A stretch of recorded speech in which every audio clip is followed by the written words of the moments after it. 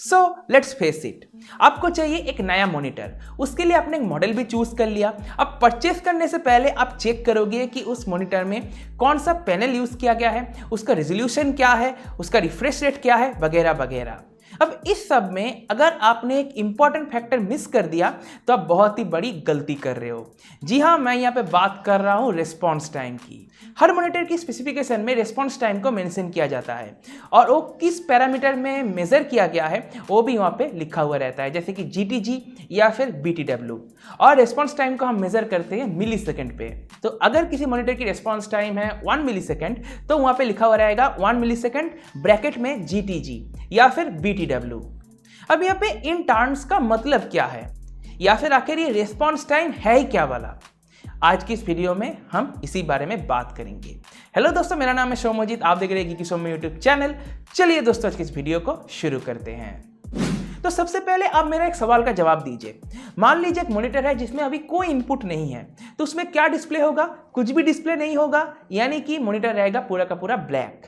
अब मान लीजिए इसमें से ही अगर एक इंडिविजुअल पिक्सल को पूरा का पूरा लाइट अप कर दिया जाए तो कैसा दिखेगा? जी हाँ, वो पूरा का पूरा व्हाइट हो जाएगा।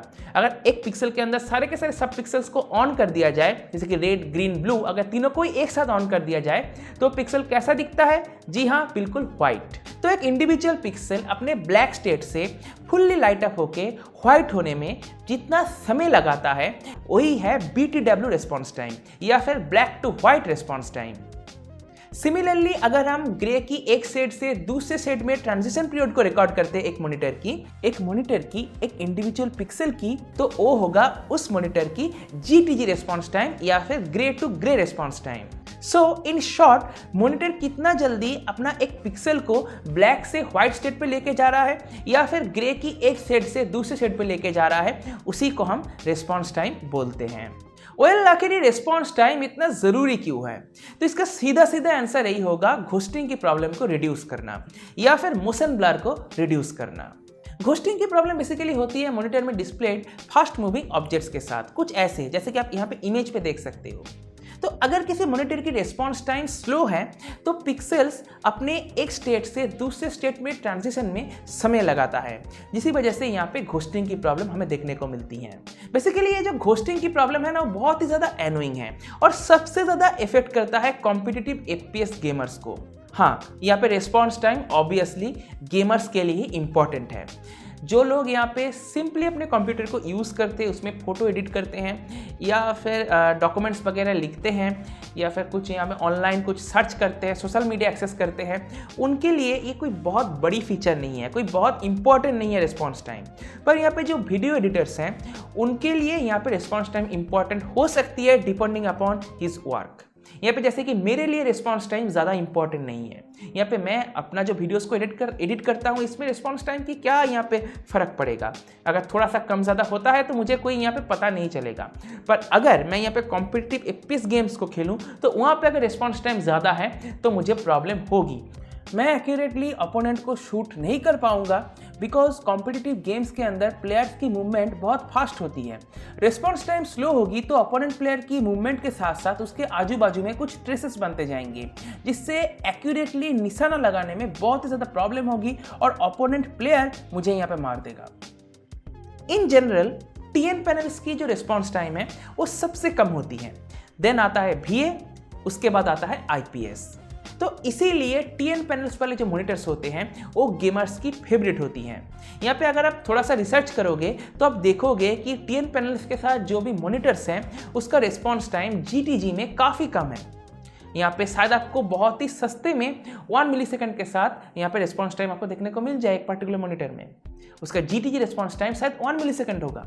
तो आपको बहुत ही सस्ते में ऐसे मॉनिटर्स मिल जाएंगे TN पैनल्स के साथ। पर VA में या फिर IPS में आपको थोड़ा सा एक्सपेंसिव पड़ेगा, यहाँ पे कॉस्ट उसका थोड़ा सा ज़्यादा हो जाएगा। पर TN पैनल्स के साथ जैसे कि आप सब जानते ही हो कि उसका कलर एक्यूरेसी और व्यूइंग एंगल बिल्कुल बकवास होता है और IPS की कलर एक्यूरेसी और व्यूइंग एंगल सबसे अच्छा होता है, पर उसका response time as compared to TN panels slow होता है। और जो यहाँ पे ये VA पैनल है ये IPS और TN पैनल की मिक्सचर है। IPS की तरह यहाँ पे आपको अच्छा व्यूइंग एंगल भी मिलेगा, अच्छा कलर एक्यूरेसी भी मिलेगी और साथ ही इसका रिस्पॉन्स टाइम भी as compared to IPS panels कम होती है। तो हम VA पैनल्स को एक हाइब्रिड पैनल कह सकते हैं, TN और IPS की मिक्सचर। तो रिस्पॉन्स टाइम की फंडा तो आपको समझ में आ गया। अब यहाँ पे सवाल ये आती है कि इसको मेजर करने की दो अलग अलग पैरामीटर्स क्यों, GTG, BTW, ऐसा क्यों है? इसके पीछे जो रीज़न है वो है मार्केटिंग। यहाँ पे जो मॉनिटर मैन्युफैक्चरर्स है वो यहाँ पे GTG रिस्पॉन्स टाइम को इसीलिए लिखते हैं क्योंकि उसका नंबर यहाँ पे BTW से क्या होता है, कम होता है। जी हाँ, जो BTW रिस्पॉन्स टाइम है वो यहाँ पे ज़्यादा होती है एक मॉनिटर की, और जो GTG रिस्पॉन्स टाइम है वो उसकी कम होती है। तो इसी वजह से मैन्युफैक्चरर्स ने क्या किया कि वो GTG रिस्पॉन्स टाइम को लिखना शुरू कर दिया। तो अगर कोई एक मॉनिटर की मैन्युफैक्चरर BTW रिस्पॉन्स टाइम को लिखता है और कोई एक मैन्युफैक्चरर अगर GTG रिस्पॉन्स टाइम को लिखता है, तो एक यूज़र क्या करेगा, GTG रिस्पॉन्स टाइम के साथ जो मॉनिटर है उसको परचेस कर लेगा, क्योंकि उसको शायद पता नहीं होगा कि ये BTW रिस्पॉन्स टाइम है और ये GTG रिस्पॉन्स टाइम है। ऑल्दो यहाँ पे मॉनिटर की स्पेक्स में लिखा हुआ रहता है कि BTW या फिर GTG वो लिखा हुआ रहता है, पर सभी को तो सारी चीज़ें पता नहीं होता, तो यहाँ पे वो ऑब्वियसली GTG रिस्पॉन्स टाइम के साथ जो मॉनिटर आ रखा था उसको परचेस कर लेगा। पर जो BTW रिस्पॉन्स टाइम के साथ जो मॉनिटर है वो शायद GTG से अच्छा रहेगा, पर यहाँ पे उसको पता नहीं चलेगा। तो इसीलिए यहाँ पे मैन्युफैक्चरर अपने प्रोडक्ट की सेल के लिए GTG रिस्पॉन्स टाइम में स्विच कर गए। ऑल्दो आज की डेट में BTW रिस्पॉन्स टाइम को मेंशन नहीं किया जाता, ज़्यादातर यहाँ पे GTG रिस्पॉन्स टाइम को मेंशन किया जाता है, और मॉनिटर की स्पेसिफिकेशन में सब कुछ यहाँ पे डिटेल में लिखा हुआ रहता है। जैसे कि लिखा हुआ कुछ ऐसे रहेगा, रिस्पॉन्स टाइम 1 मिलीसेकेंड, ब्रैकेट में लिखा हुआ रहेगा GTG या फिर BTW, तो ऐसे यहाँ पे लिखा हुआ रहता है। अब यहाँ पे सारी कहानी खत्म नहीं हो जाती है। यहाँ पे आजकल monitor manufacturer GTG response time को भी मेंशन नहीं करते हैं। जब मॉनिटर्स को एडवर्टाइज किया जाता है तब GTG रिस्पॉन्स टाइम को भी मेंशन नहीं करते हैं। इंस्टेड यहाँ पे वो लोग मेंशन करते हैं मूविंग पिक्चर रिस्पॉन्स टाइम या फिर MPRT रिस्पॉन्स टाइम को। GTG रिस्पॉन्स टाइम में जहाँ पे पिक्सल्स की ट्रांजिशन टाइम को मेजर किया जाता है, दूसरी तरफ MPRT में पिक्सल्स की विजिबिलिटी टाइम को मेजर किया जाता है। यहाँ पे MPRT और GTG या फिर BTW कॉम्प्लीटली डिफरेंट है।